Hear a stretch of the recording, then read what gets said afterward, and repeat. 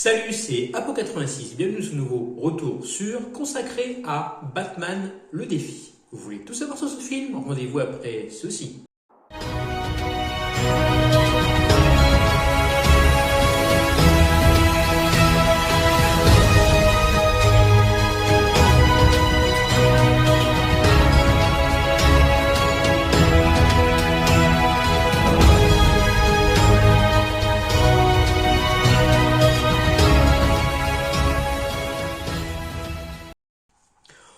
On continue donc notre rétrospective sur les films Batman avec ce deuxième film sorti en 1992 et toujours réalisé par Tim Burton.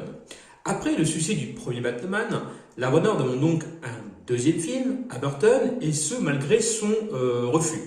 La Warner voulant absolument introduire le personnage de Robin qui avait été retiré du premier film à la dernière minute, on voit ma vidéo ici. Les producteurs réussirent quand même à le convaincre en lui donnant carte blanche sur le scénario. Tim Burton demande donc à Wesley Stride de tout reprendre et sans grande surprise, le personnage de Robin est donc viré de l'histoire, tout comme celui de Harvey Dent qui sera remplacé par celui de Max Schreck. Aucun rapport avec l'ogre, mais plutôt avec le nom de l'acteur ayant tourné le Nosferatu. Vous allez voir pourquoi tout à l'heure. Pour le casting, Batman sera une nouvelle fois incarné par Michael Keaton, que la Warner et le public a trouvé parfait dans le premier opus. Reste donc à choisir les autres personnages. Pour incarner Selina Kyle, Burton propose Annette Bening, mais la Warner préfère Michelle Pfeiffer, et ce malgré les stupides de Sean Young, qui devait donc tourner dans le premier, qui n'a pas pu le faire suite à un accident, et qui est allé jusqu'à s'habiller en Catwoman pour le casting, mais comme je dis, elle n'a pas été retenue.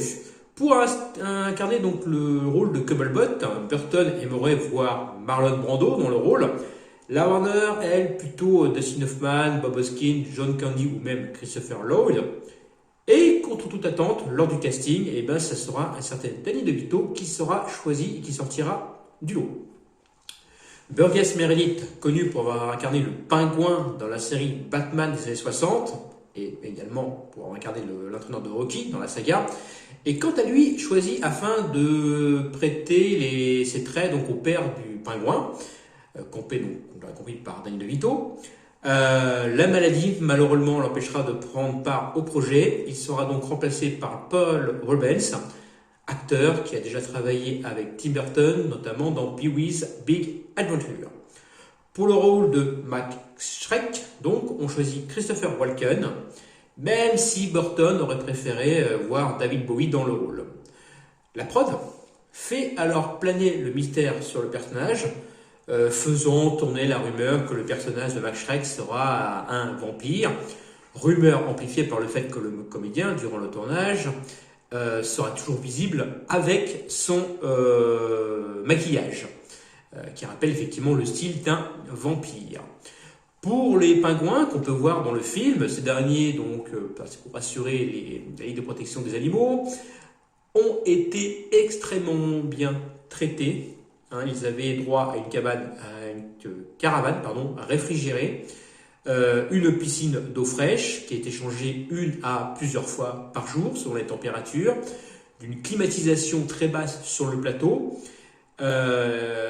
et ils avaient même droit à un garde du corps pour les protéger.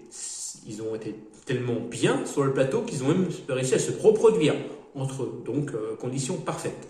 Bon, bien sûr, certains étaient incarnés par des humains, d'autres étaient également des animatroniques créés par Stan Winston. D'ailleurs, ça se voit un peu dans le film, qui a des effets spéciaux qui ont un petit peu vieilli pour un film des années 90. Après, ça passe plutôt bien. Le tournage commence donc à Burbank en juin 91. À noter qu'il s'agira du tout premier film tourné en Dolby Digital.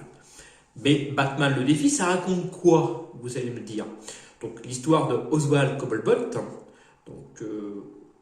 abandonné à la naissance à cause de sa déformité, et héritier de la famille Cobblebot, qui fait partie donc des familles fondatrices de Gotham, comme les Wayne, des Arkham. Il y a une autre famille également dont le nom m'échappe, qui fait partie également des piliers fondateurs donc, de Gotham. Ça, c'est pour la petite anecdote. Ce dernier donc grandit dans les égouts de Gotham City avec des saltimbanques, et se fait un peu appeler donc le Pingouin. Des années plus tard, il s'associe à l'homme d'affaires Max Schreck pour corrompre les habitants de Gotham et devenir maire en mettant en avant le fait qu'il est un des piliers de Gotham et qu'il mérite sa place à la mairie. Batman donc tente alors de les arrêter, parce qu'il se rend compte que ce sont des mafieux. Entre-temps, Selina Kyle, timide secrétaire travaillant pour Schreck, découvre les preuves des intentions peu louables de son patron. Ce dernier tente de l'assassiner. Selina revient alors à la vie et jure de se venger en devenant tout simplement Catwoman. Vous l'aurez donc compris, dans cet opus, Batman a donc affaire à plusieurs criminels, le Pingouin, Catwoman, Max Schreck et la pègre locale, mais ça c'est après du monofrotin pour le plus grand détective du monde. Burton nous livre ici un film sombre, avec peu de scènes de jour, un film qui fait plus penser à Halloween, alors que le film est censé se passer à Noël. On peut d'ailleurs y voir ici les prémices de l'étrange Noël de Monsieur Jack, avec ce petit parallèle entre Halloween et Noël. Un film avec de nombreuses références bibliques, comme l'abandon de Cumberbatch par ses parents. D'ailleurs, pour moi, une des meilleures scènes d'intro jamais vues dans un Batman. Également, il y a la Renaissance, la résurrection de Selina Kyle en Catwoman, etc. Il y a beaucoup de références à la Bible dans ce film. Niveau photographie, Burton nous décrit toujours un Gotham décadent, pourri, sombre, je me répète. Il prend pas mal de liberté avec l'œuvre graphique, certes, puisque dans les comics, Cumberbatch n'a pas été abandonné par ses parents, même si la relation qu'il avait avec eux, et surtout avec sa mère, était un petit peu toxique. Mais bon, ça passe. D'ailleurs, à noter que DC voulait adapter le film en BD. Des fois, c'est l'inverse, mais là, c'est le film en BD. Je ne sais pas où en est le projet, je n'ai pas fait plus de recherches que ça sur le sujet.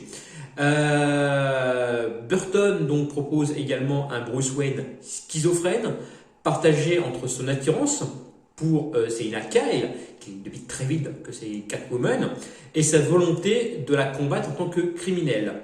Un Bruce Wayne encore plus torturé d'ailleurs que dans le premier, qui apparemment s'est d'ailleurs séparé de Vicky Vale. Quant à De Vito dans le rôle du Pingouin, tout simplement génial dans ce rôle. Alors, il est maquillé, grimé, il a un gros bide pour vraiment déformer. C'est un monstre tout simplement dans ce film. Mais franchement, il joue très bien. Alors, il n'arrive pas à la hauteur de Nicholson en tant que Joker, mais franchement, Danny DeVito en Pingouin, c'est génial. Voilà. Un film qui a été jugé beaucoup plus violent que le premier, ce qui, malgré le succès du film, vaudra à Burton beaucoup de critiques de la part des associations de parents. Il faut dire que la Warner avait un petit peu merdé niveau commercial.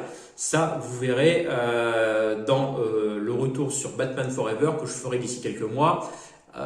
Pourquoi et les dessous un peu des cartes de la chose. Alors, est-ce que c'est un bon film, Batman le défi?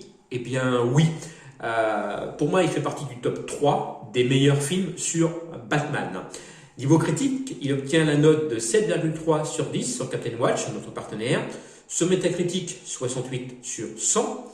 Quant à moi, eh bien, je vais lui mettre la note de 7 sur 10 également, car ce n'est pas pour moi le meilleur des Batman, mais ça reste quand même du très grand Batman. J'en ai donc fini ce retour sur Batman le défi. N'hésitez pas à donner votre avis sur le film, et moi je vous dis à la prochaine. Salut!